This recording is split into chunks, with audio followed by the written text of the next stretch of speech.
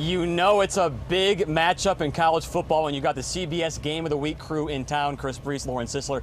We just talked to Vern and Gary and the crew a little bit ago. They even know how big this matchup is. One reason why, how it finished last year in Baton Rouge. This game is always a rivalry game, one that is hard to predict. And when you look back at that game, I remember sitting there with Jim Dunaway watching that game, and in my opinion, one of the best classic games I personally have ever seen. And of course, with Blake Sims driving down the field, 55 yards, 9 plays to tie up the football game, send it into overtime, the game winner to DeAndrew White, the touchdown there. CBS sideline reporter Allie LaForce there covering that game as well, recalling the post-game reaction. It was one of the most exciting that I've ever been. 2 News.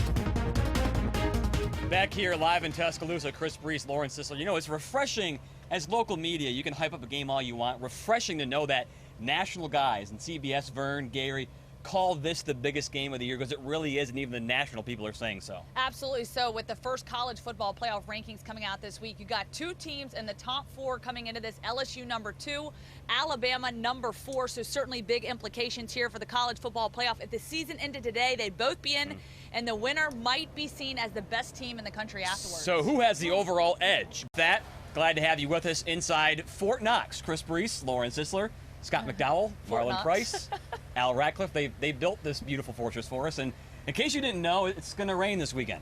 It's going to rain. It is know. Indeed. Fort Knox, I like that. That's good. Speaking of Fort Knox, building this fort here inside Bryant-Denny Stadium, our CBS crew calling the shots this weekend. They're the guys that have been studying this game and looking at the outlay of this game and the landscape of this game. This is a much different Alabama team than we saw in Week 3 against Ole Miss, a team that their first loss of the season, their only loss of the season at this point, they've grown, they've matured, they've gelled.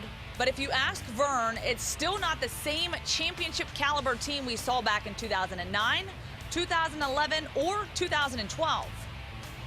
They were, demonstrative. No, she did not stutter. Leonard Fournette. I don't know why I say it that way. It's kind of a jingle. I'd be good at writing jingles, not really. Now, this game, I remember when I first came here to Alabama to cover the Alabama Crimson Tide 2011 Game of the Century and Game of the Century Part 2.